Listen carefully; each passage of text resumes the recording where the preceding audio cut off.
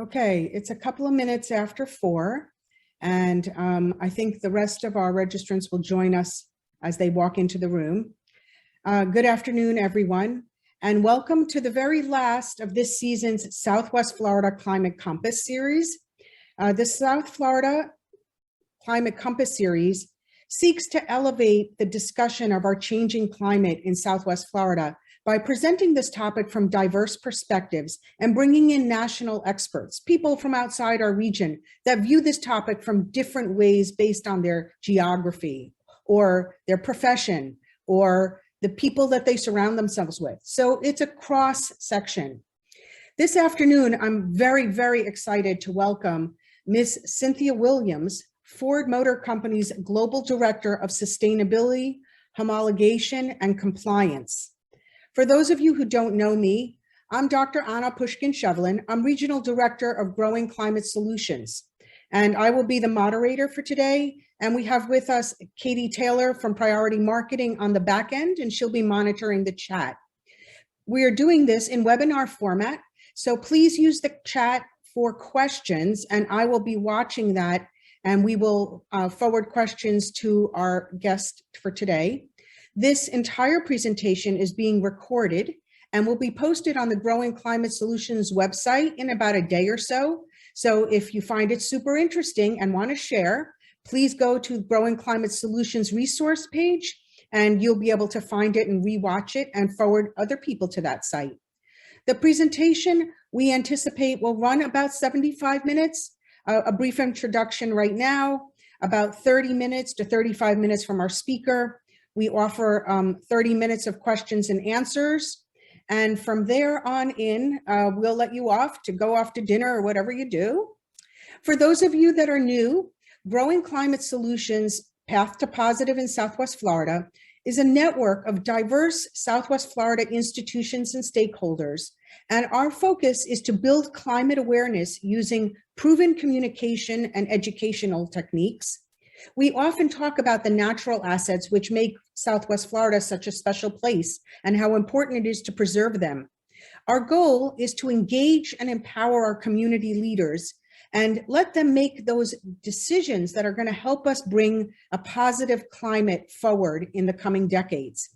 We want to ensure that as we make decisions both on adaptation and mitigation, we want to make them inclusive and make sure that all members of our community are both heard and benefit from the resiliency that we're trying to engender. And when we find good examples, companies doing the right thing, stakeholders doing the right thing, let us know because we want to bring some visibility to you. You are the role model we are trying to bring forward. Growing Climate Solutions works in many different ways. We partner with our partners on projects such as tree plantings or educational events.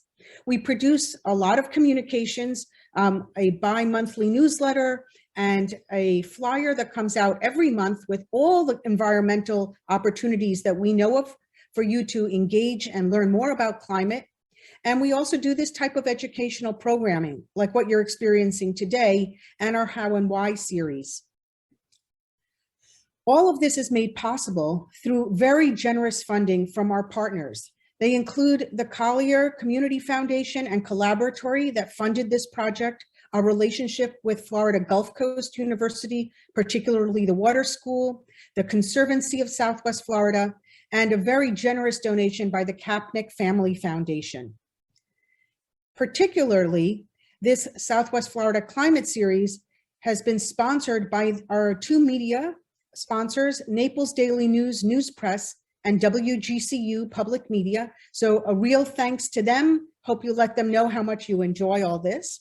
And with that, I want to frame today's discussion in things that are happening in the news. And we know that an energy discussion has emerged around the war in Ukraine, particularly with respect to fossil fuel dependency and Russia. With gas prices at an all-time high and many Americans of all income levels feeling a pinch at the pump, we really have to look at where our future lies. Partisan framing of these complex geopolitical relationships has created several narratives around this, laying blame and solution to the problem on a variety of different shoulders. Presently, state and federal governments are reducing the fuel tax to ease the situation. But this is exactly the money that we need to rebuild the roads and infrastructure for the next generation. So we know that it is really important to transition to electric vehicles, particularly those that can run from clean energy, such as solar. The potential of electric vehicles will possibly transform the energy relationships around the globe, creating energy independence, clean air, less carbon pollution, and millions of new tech jobs. Jobs for all those kids that have been studying STEM. So vehicle manufacturers like Ford hold the keys, metaphorically, to that. And so it's exciting to see them take the wheel and lead on developing electric American cars. It is my pleasure to introduce tonight's speaker, Ms. Cynthia Williams.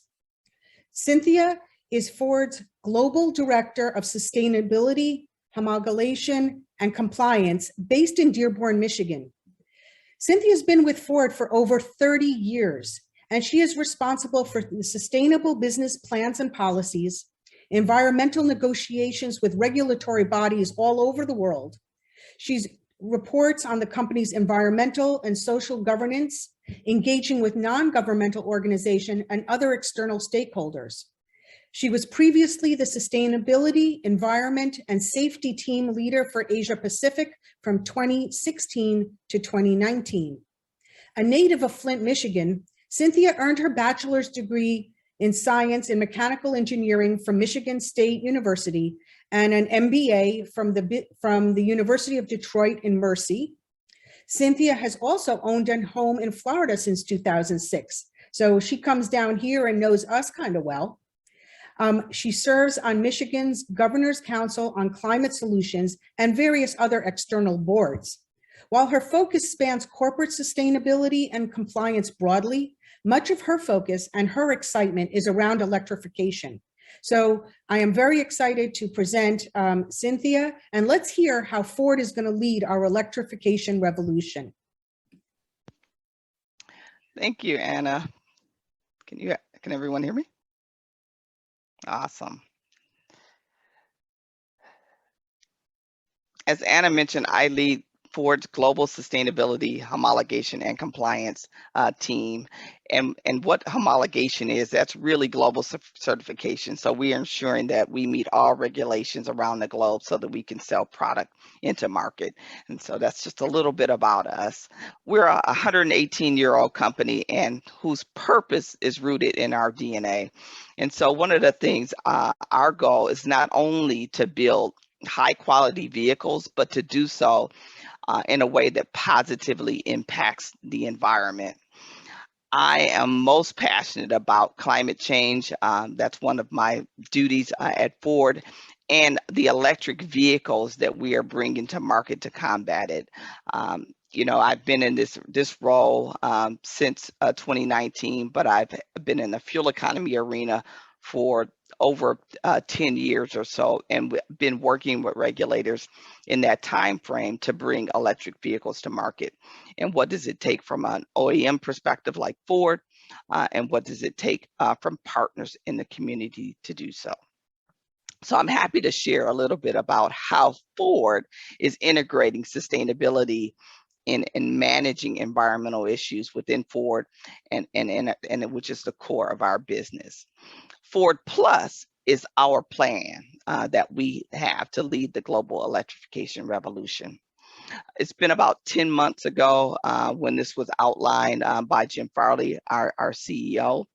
It is our blueprint on how we're going to win the electrification revolution, bringing electric vehicles, digital products, services for our customers in the future. And it's also about how we're going to create value for our shareholders, as well as building a better world for the future generations. We've made a lot of progress in the short amount of time that this plan was introduced. Tell you, Jim Farley, he's really been a disruptor in our organization, and really shaking up things so that we can do things faster and bring product to market sooner. We're revitalizing our vehicle portfolio. We're including electric vehicles that people absolutely are love and lining up for. And Ford is accelerating the development and scaling the breakthrough for electric vehicle technology. Next slide. So today, at the heart of Ford's purpose is advancing progress, and that's to mitigate the impacts of climate change and helping to build a better world where every person is free to move and pursue their dreams. Ford is prepared to do our part to combat climate change and achieve a zero emissions future. As Ford strengthens the trajectory of our business to meet this challenge, and as Anna mentioned, you saw the various things that we're dealing with in terms of, things outside of our country that are causing disruptions to our supply chain, things inside, which has an effect on gas prices in the country. But these are things that we can help to mitigate in terms of the future, and how we can help you choose different products and services that will help also to combat this great challenge that we have. So we're working to revolutionize mobility. We're working to make sure it's fueled by the right things. We want to make sure that people, the planet, and progress are the top priority as we move forward. At Ford, we believe that making great vehicles and maintaining a strong business, they're not mutually exclusive. So this is something that must work together in order for us to move forward and really thrive in the future. Next slide. I want to talk a bit about our sustainability strategy. So at Ford, our definition of sustainability is broad, and it encompasses all of the efforts that we're doing to combat and protect the environment, and from adopting cleaner ways of manufacturing to protecting the environment to fostering diversity and inclusion at Ford. It's also about how do we work with our supply chain to bring them along, making sure that we're looking at human rights, not only within Ford, but also within our supply chain, responsibly sourcing minerals that's required to build batteries, responsibly sourcing materials that are used in our vehicles every day. Access again, making sure water is accessible to all. These are just core things of our sustainability strategy, and I'll talk more about the climate change strategy on the next slide. A couple of years back, we announced that our goal was to become carbon neutral no later than 2050. And we have set ambitious targets, science-based targets, as interim goals to keep us on track to make sure that we're going to meet our goals in the future. We're focusing on three main areas for our carbon neutrality strategy globally. That accounts for over 95% of our carbon emissions at Ford, and that's vehicle use, that's our supply chain, and our operations. We're going beyond just tailpipe emissions. We're looking at it on a well-to-wheel basis in terms of our reductions. And within our supply chain, we're focusing first on our tier 1 suppliers, and then we'll cascade from there. Our operations, both for emissions, we're looking at both scope 1 and scope 2. And our goal is to reduce our emissions by 76% by 2035 from a 2017 baseline. And from the vehicle emissions, the vehicle use, a 50% reduction by 2035. So again, we have goals in place, but we have science-based targets to keep us on track to make sure that we're in line to meet those goals. Next slide. Our life cycle strategy in tackling climate change, we're considering our options in terms of vehicle design. We're looking at how the expectations from that we have for our suppliers. We're drilling that down through codes of conduct that we share with our suppliers. We're also working hand in hand with them to share best practices. We do auditing of our suppliers and things of that sort to make sure that we're bringing them along with us. And our vehicle manufacturing is key. And so we work to incorporate key processes in that, and we'll talk a bit more about that later. Next slide. Supply chain sustainability, it's really, you know, we understand the reach we would have and the impact that we'll have if we bring our suppliers along the way. And it's really important that we look at the supply chain. It's not only from an environmental perspective, but also looking at your human rights, again, responsible sourcing, ethical considerations, and the environment. Next slide. And just to talk about a bit about Ford's environmental, social, and governance progress. Again, we've really made some strides in this area and seem to be one of the leaders in ESG.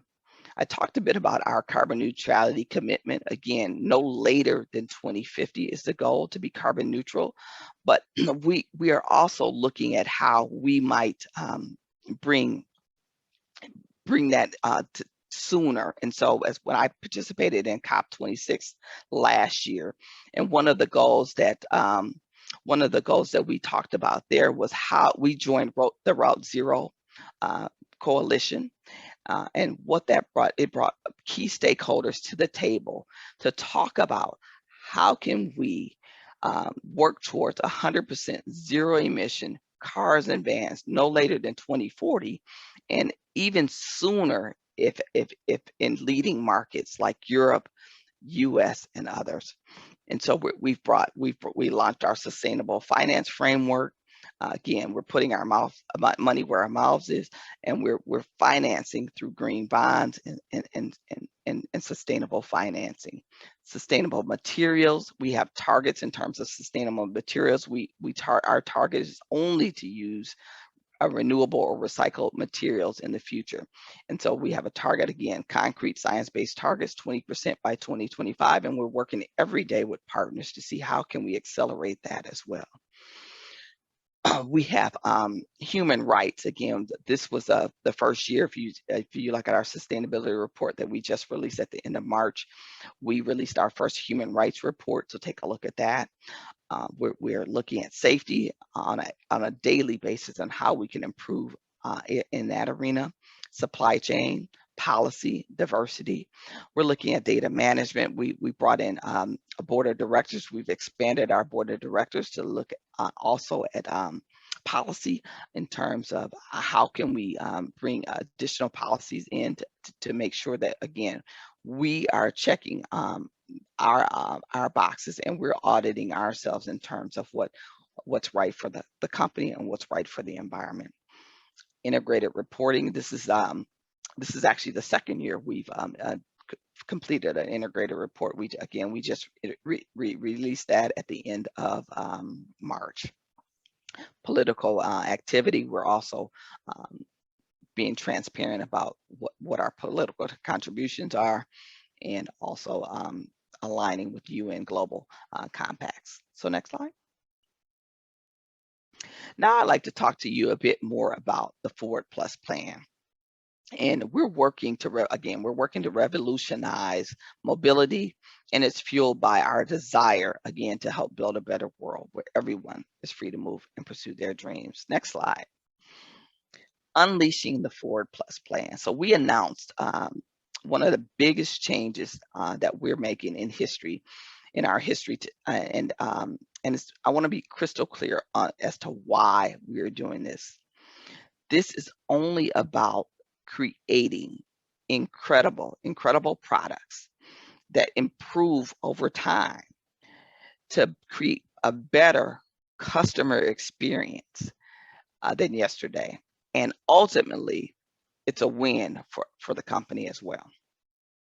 And I'll talk a bit more about Ford Blue and Ford Model E in the next couple of slides. So next slide. So if you look at our Ford Model E will be treated like a startup. we're really excited about the Ford Model E concept being brought into Ford. It's all about speed, and it's all about how can we bring leading technology to market quicker. We're trying to create a distinct culture within the Ford Model E division, and it's a kind of culture that attracts key talent, the best technical talent that's out there. It's all about rejecting constraints, never inheriting from the past, and also working with our suppliers. Again, no constraints on some of the things that we need to do to bring vehicles to market faster. Being able to just have a clean sheet of paper, starting from scratch, bringing in a deep knowledge of technology, and being able to remain focused on building great vehicles and great talent along the way. We want to make sure that we have the best people at Ford to do the job. Ford Model E, it will be the center of our electric vehicle and digital experience innovation. It's going to empower innovation and deliver breakthrough electric vehicles at scale. It's going to embrace a clean sheet of design, bringing new designs to market quicker. It's going to develop software and connected vehicle technologies and service for all of Ford. And it's going to reimagine the customer's buying, owning, and driving experience. Next slide. If you look at Ford Blue centers around Ford's enterprise, and it's focused on 5 things. It's focused on quality, it's focused on customer experience, it's focused on post-warranty loyalty, it's focused on distribution, and it's focused on our customers and reducing the structural cost there. Now, the quality and customer experience is all about serving our customers. The warranty, distribution, and the structural cost is focusing on improving the business. Now, Ford Blue is all about making the most of our iconic vehicles that people love. It's the F-Series, the Mustang, the Bronco, making our ICE vehicles even smarter, cleaner, and more efficient. That is our goal there. Supporting the Model E business and Ford Pro through proven global scale engineering, purchasing, manufacturing, and developing the Ford Blue as the key. It's a key enabler that's going to fuel the investment for our Model E moving forward and driving accelerated electric vehicles into the market. Next slide. And if you look at Ford Blue and Model E, they're only a piece, they're only a part of the Ford Plus story. The 2 new businesses will reinforce and support the entire enterprise. If you take a look at the next slide, we're producing products and technologies for Ford and Ford Pro and Lincoln. And Ford Pro, as you know, that's our commercial vehicle arm that we're really developing accelerated productivity in terms of our commercial vehicle customers. We're providing service from end to end. We'll take a look at your fleet. We'll analyze the vehicles that you have. We'll take a look at the data, your daily routes, and we'll advise you on which ones are most suitable for electric vehicles. Bring you in a charging solution that could help you maintain a dashboard on when vehicles should be charged, also providing financial solutions for you to actually get into those vehicles. So all around solution for our commercial customers there.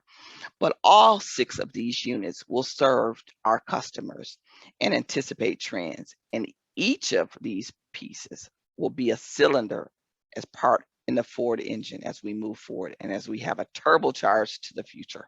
So we're really, really, really excited about the Ford Plus strategy, and we're moving forward with our teams to make sure that we have a smooth transition and that we're bringing, again, everyone along. Next slide. with Ford Plus, we want to enhance our customer experience. We're focused on building an always on relationship with our customers and designing customers digital experiences that get them get better over time. I'll tell you, I have the Mustang Mach-E, and the over-the-air updates are just enhancing the vehicle, the customer experience for me. You don't have to go and necessarily go into a dealer for every little thing nowadays. Simple things that they can do over the air to update your vehicle, and it's really simple. You set it up so that it occurs in a time frame that's best for you, and so these over the air transactions can happen automatically. I set mine up for a Sunday evening, so Sunday around 2 a.m. any update that comes through my vehicle, and then I have an app on my phone that tells me, hey, your over-the-air update was made last night. So really, really cool technology that's coming to market, and I'm excited about it. Next slide. And looking at our winning plan to lead the electrification revolution, this is not just about being competitive. It's about, how do we align our core beliefs in terms of our sustainability strategy, doing the right thing for the environment. And again, these things aren't mutually exclusive. We want to make sure that we're bringing them together and also in solving the solutions for our customers. And so as we look at the 5 steps that we laid out here, we're bringing iconic vehicles at volume to market. We know customers that love the Mustang. We know customers that love the F-150. We know customers that love the E-Series. But we know these customers. We studied these customers, and we brought these electric vehicles to market so that we can meet the needs that you have told us about. So that's really key to our strategy. A modern tech stack, again, the over-the-air technologies is one example of some of the things that we're bringing to market. Again, delivering exceptional experiences and services for our customers. Fit for purpose architectures. We don't believe that there's one size that fits all. We believe that there's multiple cell technologies that we are studying, and we also we look at more than one cell provider as we move forward in terms of supplying our vehicles as we move in the future. And there's a fully competitive battery cost and competitive advantage that we have at Ford, and that's scale. We have the ability to bring them to market at scale, and we will be leveraging that in the future. And that not only helps drive down costs in terms of the technology that we're focused on battery technology, but also when you're able to use common components across multiple vehicles, again, that helps to bring that cost down for our customers as well. And so we're constantly looking at how do we improve material costs across our fleet. Millions of battery electric vehicles and modules, chargers and inverters, and we will deliver these things with high flexibility, high manufacturing expertise. And one example that I can give you there, we're now utilizing production lines for hybrid electric vehicle transmissions and e-axles that were previously used for sedan transmissions. So we are, again, we're utilizing our manufacturing expertise, switching over where we need to do to build the vehicles of the future. Next slide. Unlocking value. That's another one of our goals. We're targeting annually production of more than 2 million electric vehicles by 2026. That will represent about 1/3 of our volume. We're planning to invest $5 billion in electric vehicles just in 2022 alone. And we're interested. We've invested over $50 million in building EVs and new technology by 2026. Again, we're all in. We're doing what we need to do to bring the vehicles to market that customers will love, that will help protect the environment for the future. And we're anticipating the companies, adjusted margins to be over 10% in that time frame as well. Now we know what's going to drive that, but it's going to be higher volumes. It's going to be, again, lowering that cost like I just talked about, and bringing vehicles to market that customers love. We have a winning plan, and we plan to achieve equal or higher market share in the same high volume segments that we operate and have today, that we compete in today. Again, that's why we chose to start with the next slide, the 3 vehicles that we did. So the Mustang Mach-E, the F-150 Lightning, and the E-Transit. These vehicles are resonating with consumers, and we have 3 hits. Again, I have the Mustang Mach-E. I love the vehicle. It's one of the most exciting vehicles I've had over the past, my lifetime here at Ford. My first vehicle as a teenager was actually a Mustang, and this vehicle here is just it's so much far more advanced than the vehicle I had when I was a teenager. But these vehicles are what I love most about it. First of all, not stopping at a gas station for gas, no gas whatsoever. It's convenient charging. I do most of my charging at home, but when I need to and I'm on the go, there's fast chargers available. And again, we have an app that will tell you where to go. So you don't have to worry about where do I need to go to charge. You just you have an app on your phone. You can go in, you can select. It'll tell you where the chargers are in terms of where you're located, and it'll get you there and safely. So again, technology helping our customers transition is our goal. But the vehicles that we are shown on the slides here, these vehicles are bringing new customers to Ford. We're seeing increased demand, more than 200,000 Lightning reservations in the system today, and we have pilots that are underway. We have the E-Transit that also hit the market as well. So these vehicles, again, are vehicles that customers love. We're working with our fleet customers in the E-Transit space to understand, well, what's the mileage that you need to travel per day? And so again, we brought just the amount of battery for that vehicle that our customers told us that we needed to make sure that they were meeting their daily routes. And so again, working with that customer, understanding your customer needs, bringing the vehicles to market that you love. Next slide. We're also looking at our footprint, looking at how our footprint choices represent an opportunity to show how Ford will build the most innovative and modern vehicles of the future.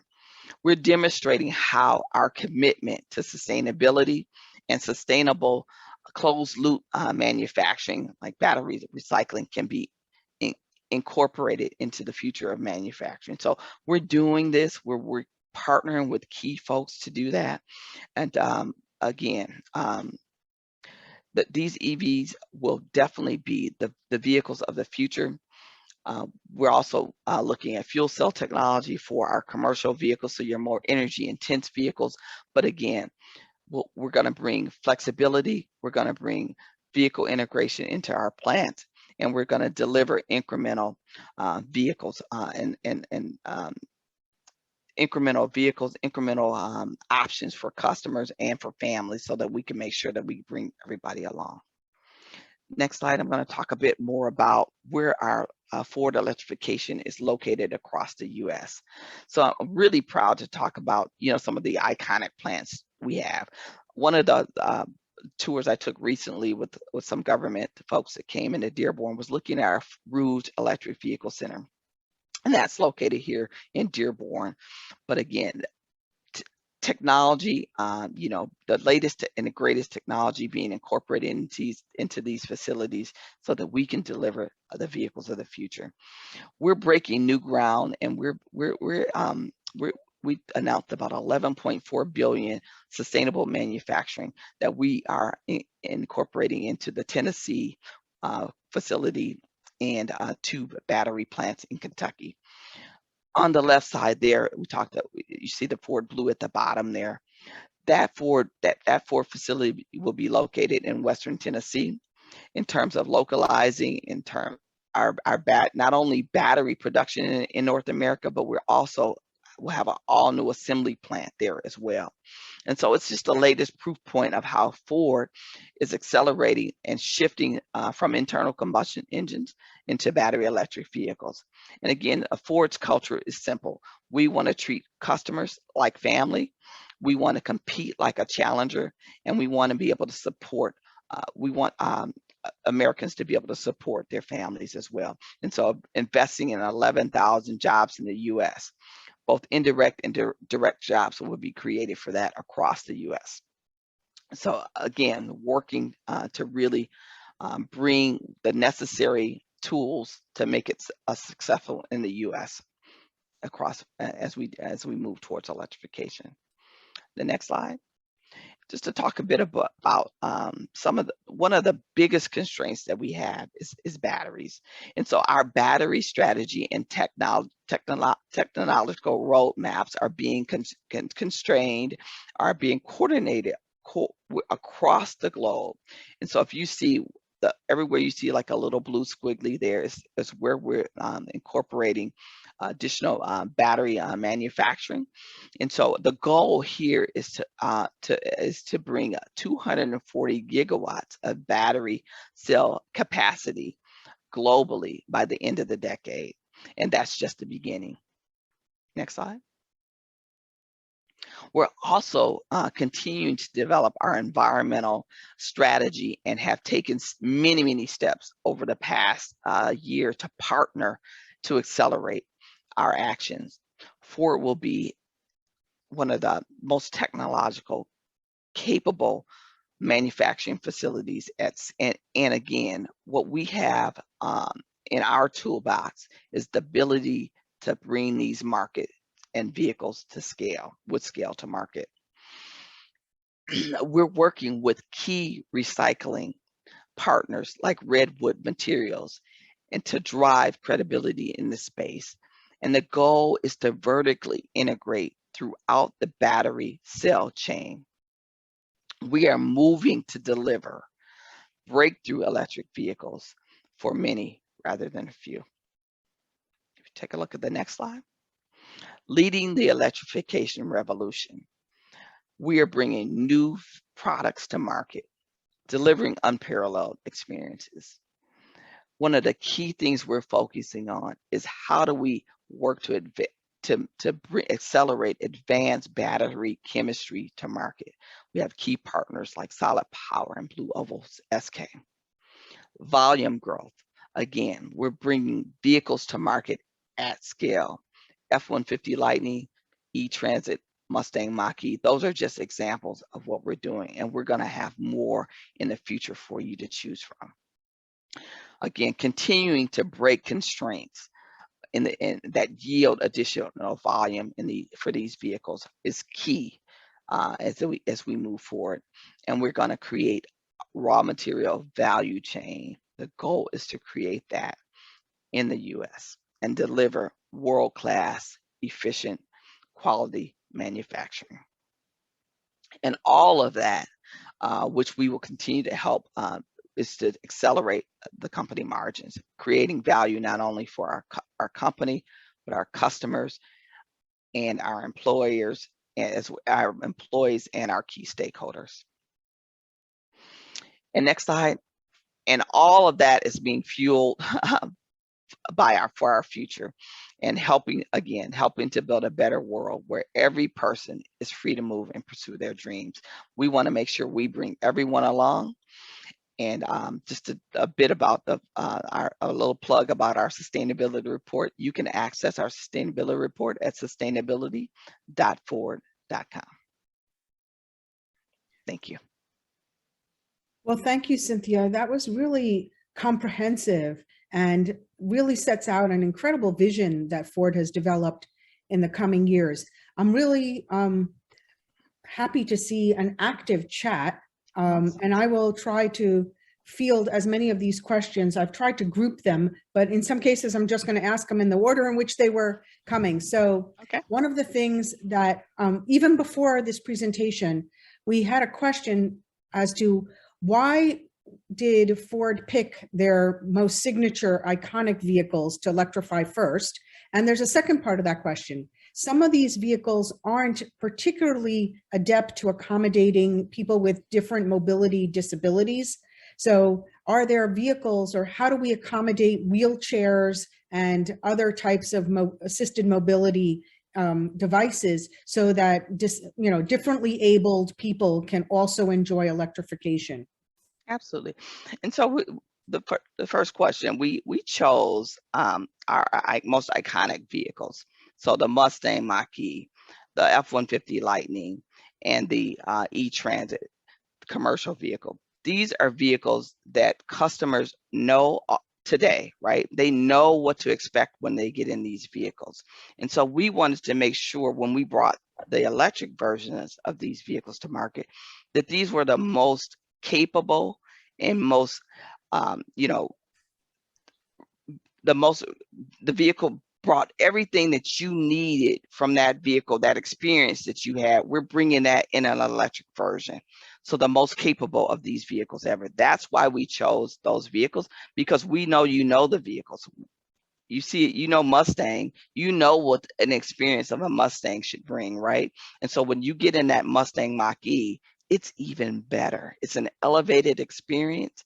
And again, trying to tie customers what they know from what Ford brings today into something that we're advancing for the future. That was our goal, and to choose why we chose the iconic product names. Again, the experience. You've been in the Ford vehicles for decades, and again, we're bringing a better version of that to market in an electric vehicle version. And when you talk about mobility, my husband actually owns a non-emergency transportation company, and we have a vehicle outside. It's an E-Transit vehicle. Those vehicles can be modified to accommodate folks with different challenges that may require wheelchair accessibility and things of that sort. But those options are available through the E-Transit type vehicle. Terrific. Another question that came up, and there are two parts to is on the supply of the components of the vehicles. So two related questions.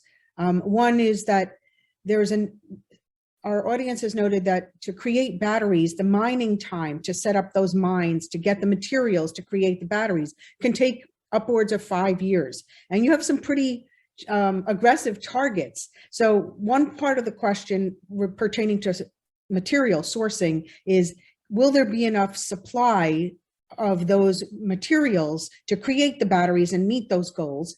And another question that's related is, to improve the sustainability, where do you source some of that recycled or renewable plastics or materials that go into the cars? Absolutely. So we have, and just the second question, I'll start with that one. We have global sourcing around the globe to bring in the materials that are required to meet the products that we build. But one of the things about Ford, one of the things that we work with our global purchasing team is to make sure that we have rules in play for responsible sourcing. So we have guidelines that we provide all of our suppliers to ensure that we are doing responsible sourcing of all materials that go into our vehicles, and particularly in terms of your cobalt, your nickel, and your lithium. So those are some of the things that we're working on, and we're working to make sure that we work with the Responsible Business Coalition. We work with others to make sure that we can bring those products and services to market responsibly. Okay. One question I think comes from Mary Lynn. She asks that as we move toward electrification and we want to see a greater percentage of all the cars, we're going to put a lot of demand on our electrical grid system, and have the utilities beefed up to a point where they will be able to charge all of those cars. And in a way, if we are turning to the utilities to charge all these cars, how are we reducing the emissions profile if those utilities are using fossil fuels to create the electricity to charge them? So can Ford work toward reducing our dependence on fossil fuel? Is there some charging that can be done off of solar or wind or other renewable sources? Absolutely, definitely. Solar, wind, all of the renewable sources are it's one of the things that we work with governments, utilities around the globe on how do we bring renewable sources to market as well, because we realize the foundation to making this work is a green grid. You must have it, or it will not work. And so we're working and we're leveraging both governments like California, who are looking to do this a lot faster than others, to bring others along. I worked in China for 3 years, so talked to government in those when I was there, and I'm continually working on U.S. China relation committees to understand, well, how can we stop the reliance on coal, and again, working together to make sure that we bring a green grid along the way. Otherwise, it's all for now. I'm in total agreement with you. So those are some of the things that we're working tirelessly with governments around the globe to make sure that happens. And I'll tell you, we conducted a study with the University of Michigan not too long ago, and looking at the way the batteries are manufactured today. I know it's much more higher intense in terms of the electric vehicle manufacturing. But if you look at the cradle to grave, and that's through the life cycle of the vehicle, I think the average life of the vehicle was about 170,000 miles. But if you look at the entire life cycle of the vehicle, looking at sedans, just gasoline-powered sedans, SUVs, and trucks, and you compare that to your average electric vehicle, you will see a reduction of about 64%. It's lower cradle to grave emissions when you choose an electric vehicle versus your gasoline vehicle on average. So that's something that you should take a look at. Again, that study was released in early March, and I can get the information for you as to where you can get more information about that study. But these are all things that we take into consideration and we look at on a daily basis to make sure that we're sitting down with the right folks, that we're talking about the green grids, we're talking about infrastructure. Infrastructure is needed. Corridors of infrastructure is needed to make sure that we can charge the vehicles like you gas up at a gas station, right? People and consumers need to see these stations along the way to give them confidence that they will be able to get from point A to point B with no issues. But again, over 80% of the charging that's done for these electric vehicles is done at home. Now I'll tell you, for me, it's over 90% that I've done at home. Pass by gas stations, the gas prices at $4 plus, I go home and I plug in. So it's definitely something that you should take a look at. It's convenient. And again, these are the most capable vehicles that we've developed ever. So you have to try them. Okay, I'm going to follow that up because you touched on two questions that came up. One is, in terms of that supply and the life cycle, does Ford have any plans in the future for taking back the batteries or receiving back vehicles that have reached the end of their lifetime and then creating a more circular economy, repurposing some of that? Are you thinking in that space? So with our partner, Redwood Materials, we just actually kicked off a study in California, and I think it'll be about a year-long study that we're actually going to take back all batteries and recycle them through the partnership with Redwood Materials. So absolutely, we're thinking about that. Again, that's a pilot, and we'll see how do we scale that pilot across the U.S. But those are definitely things all that come to mind when as we enter the electric vehicle market. but these are things that we're thinking about daily. The engineers at Ford, the engineers at all OEMs, I'll tell you, they're thinking about this.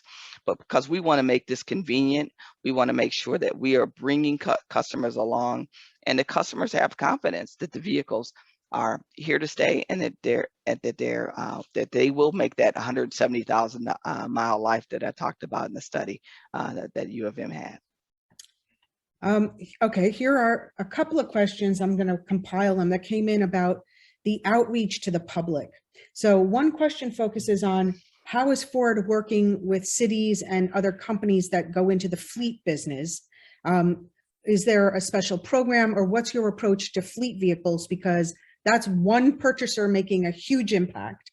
A follow-up question to that was, they're very proud to see, you know, kind of your super sexy, bold cars coming, but is there an approach to marketing toward women? Because women have a hard time at the dealership. Many of us have found that we're not quite treated the same when we approach, and that there's maybe some friction at the dealership in terms of both the selling vehicles and who they sell them to. So could you address like sort of that marketing stuff? How are you rolling this out? So just to start with the fleet. And so I mentioned the Ford Pro business that we have. Again, that was another pillar, a distinct business unit within Ford. And for Ford Pro, again, they're looking at an end-to-end solution for our fleet customers. So one of the things that they're doing, we will come out and meet with the fleet customer. We will sit down. We will gather the data from the current fleets that you have. We will take that data back. It may take us about a couple weeks to analyze the data for you, but we actually look at the routes that you drive. We look at, you know, how you're gassing your vehicles. We're looking at the telematics that you might need to support your business, but we will bring you back a solution that works for your fleet. We not only bring you back a solution that will tell you, well, if you have 10 vehicles in your fleet, we've analyzed it 4 to 5, or maybe even more, whatever the size is, we tell you which ones are suitable for an electric vehicle. Then we have a charging solution that we can bring to you as well. We have a charging solution. We have partners that will come in and install that charger for you. And then we have the telematics that we will share with you. And you as a business manager, something that, you know, you may had to go out and check at each of your vehicles when they came back in to the depot to check to see, hey, is this one due for oil change? Is this one due for X, Y, or Z? All of that will be provided for you in a screen. You can just sit at your computer and take a look. You know when vehicle 5 is ready for its maintenance, or you know when vehicle 7 is ready to charge. So the entire solution we have in terms of what we're providing through our Ford Pro, and we're also providing financing solutions for you as well. And that's financing the entire package, financing your vehicle, financing the charging solution, and actually partnering with folks to put that into market. And the friction with dealers, we are looking at, again, through the Model E business, we're looking at different ways to bring vehicles to market. And so I would like for the person that had that comment to reach out to me, because I like to understand the experience that you had at the dealership. I will take that back to my VP of marketing, and we will provide solutions for our customers, because again, the customer experience has to be the best for us to move forward and to maintain those customers. One more follow-up question on the marketing, and I guess it's a question of affordability, and then I want to change the topic to the infrastructure. Okay. So, and they're somewhat tied. EV vehicles tend to have a little premium over combustion engines still. And so how can Ford work to make these vehicles more affordable? And are there programs for lower income people? They're the ones who are getting really stung with the $4 gas. And I guess I'll package this up with my lead into the question on the infrastructure. Not only is it difficult for lower income, socioeconomic income families to afford the vehicle, where do they charge them? Let's say they live in a rental complex, and how do we get the landlords to put in the charging stations so that, you know, if you don't have your own garage and you don't have your own meter, then that becomes a huge impediment. So they're sort of related. If you can talk Absolutely. about any programs toward lower income people and their constraints in the market space around charging. Absolutely. I'll start with the price. And so the Mustang Mach-E starts out at about $43,000, $43,500, I believe, for the Mustang Mach-E. The F-150 starts at $39,974. I'll tell you, that was a jaw dropper for me when that price came out. But again, both are and that's before the federal tax credit. So Ford vehicles still receive the $7,500 tax credit from the federal government. And also on our website, and which I can provide to you later, we also have you put your zip code in, and that can tell you all of the incentives in your area that you are eligible for in terms of rebate for that vehicle. We are also working with government, state, federal, and local governments to answer questions just like you said. We understand everyone needs transportation. And so how do we get programs for lower income families? And so we're working with governments on that. I know states like California have specific programs for lower incomes, but we want to use that as a model, bring that to Florida, bring that to other states that they can also bring incentives to market as well. We're looking at incentives in Michigan as well for families as well.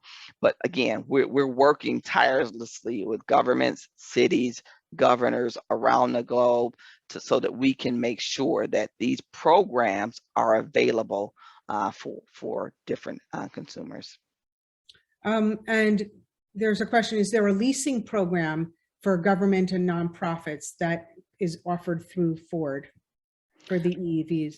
Well, we do have our red carpet lease programs. You'd have to check to see, well, which vehicles are eligible for those programs.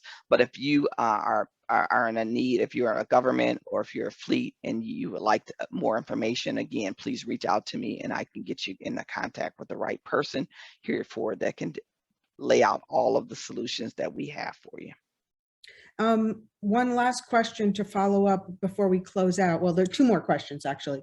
In terms of the EV infrastructure, how long do you think it's going to take for that EV infrastructure to become robust enough to reduce the range anxiety that people have? And is Ford working with other manufacturers, both in terms of actually installing those things or lobbying for state and federal transportation funds for that EV infrastructure? Absolutely. We're lobbying with state, local, and federal governments on infrastructure. I believe our CEO was just at the White House earlier this week or just last week with regard to talking about just that. How do we get infrastructure out in the market faster? Again, we partner, we have our app that we have. We have the largest network of chargers in North America because of the partnerships that Ford has. We have, I believe it's over 20,000 charge points, but it's like over 70,000 actual chargers that you would have access to with just looking at our Ford app across the globe. I know when I was in Glasgow, even in Scotland for COP26, I pulled up my Ford app and I was able to locate a charger just a couple miles from me. So the app works globally and it will tell you exactly where you can charge, if the charger is available, how many they have, and so on and so forth. So again, we try to make it as easy as possible for you to find a charger. And that's if you're in a multifamily home.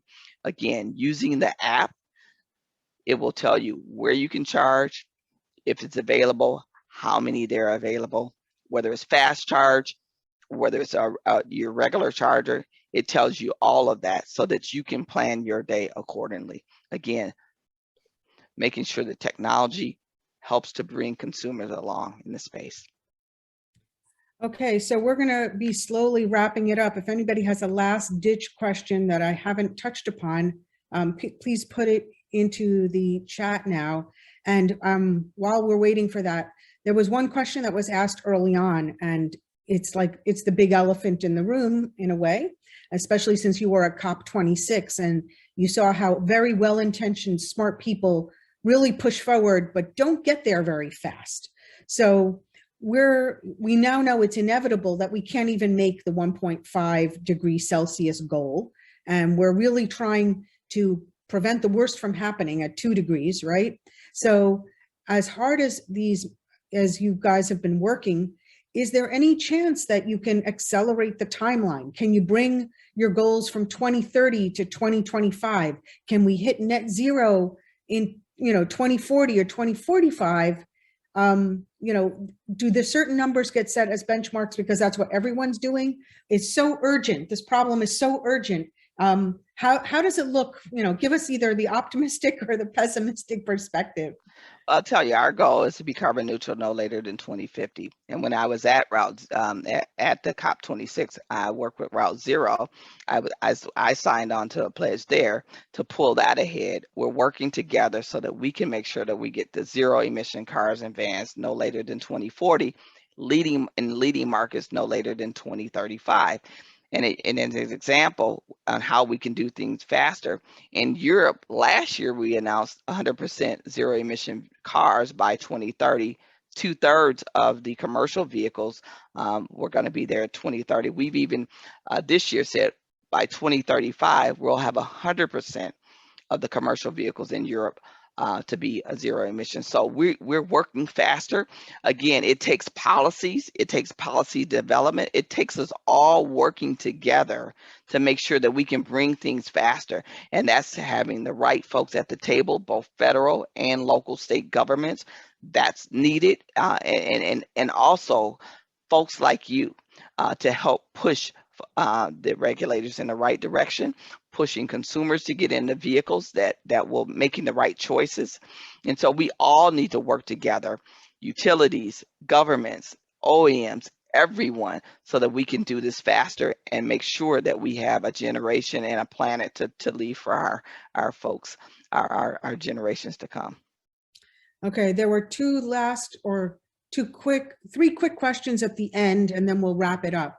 One was from Roz, who had asked about disabled drivers who drive themselves. They wouldn't be looking for a big car. Will there be a smaller car for them to drive in the future? Another question is, will there be a smaller, less expensive car from Ford soon? So I guess what we're hearing is stay tuned. I can't talk about future product plans, but stay tuned. Absolutely. We're looking at all areas, small, big, and large. How about the technology of swapping the batteries out instead of charging? So for battery swapping, I know at Ford that we're not looking at battery swapping. The one reason I'll tell you why. We have to warrant our batteries. We warrant all our cars for its useful life. And so I have no idea where that battery came from in terms of a battery swap. And so I think our goal is to make the battery as durable as it can, as it leaves the Ford facility. And if there's issues or concerns with the battery, we would like to make sure that the Ford manufacturer or the Ford dealership looks at the battery, and if it needs to be exchanged via warranty, hey, we will do that. Okay, and then the last question before I wrap up, the question was, if you're doing such great, sales in Europe and going to 100% for their fleet vehicles, why not in the U.S.? What is the context that makes Europe an easier market to make fully electric than in the U.S.? I'll tell you, in Europe, again, it takes policies to help guide the right decisions, right? So there's different tax policies in Europe that is pushing others, and different other policies within Europe, demand side policies that help us to get there sooner in Europe. The same type of policies that are in Europe need to be harmonized throughout the globe, and that will help us to bring things to market even faster. Terrific. Well, I'm going to take a moment to try to wrap this all up for everybody. So I do appreciate everybody staying tuned and giving Cynthia such great questions to ask during her presentation. For those of you who really enjoyed this and really are concerned about climate, we really hope that you will engage with Growing Climate Solutions. Many of you I recognize the names on this list. So do spread the word and ask others to subscribe. If you're new, subscribe to our newsletter. You'll get all kinds of announcements about other educational opportunities. Stay tuned for next year's series, which will start lining up. As Cynthia knows, I started calling on her in June for this.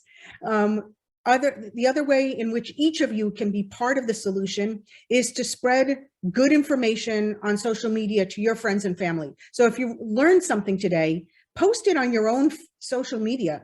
Say you listened to this cool presentation and you learned something about it, and your friends will then be committed to exploring the climate topic. You can also follow our social media, and if you're not a prolific social media author, you can just repost what our good friends at Priority Marketing help us develop, messaging on positive climate solutions. And for those of you who are in a position of influence in a company or run your own business, consider becoming a partner of Growing Climate Solutions. Contact me directly and I can talk to you about that. And finally, this is the very important part. You will receive probably in about a half an hour, a short survey of 5 or 6 questions about this presentation, what you've learned, what you're thinking. Please fill that out for us. It comes back to me and my associate, Bridget. We take this information and help craft more interesting, more relevant programs for you. This is how we're talking about cars. Last year's survey showed an interest in this topic. So we poll those that are out there to engage, and we want to deliver information that you can use every day and those that can help you frame a bigger vision. So with that, look for that, give us some feedback, and I hope that you'll stay tuned and join us next year. Once again, let's thank Cynthia Williams for an interesting presentation, a perspective we normally wouldn't get. It's the insight to corporate America that we also wonder, what's going on? Well, now we know what's going on in Detroit. And we hope that we can see lots of new Ford vehicles out there in the future. Thank you so much, everybody. And stay tuned for more stuff from Growing Climate Solutions over the summer.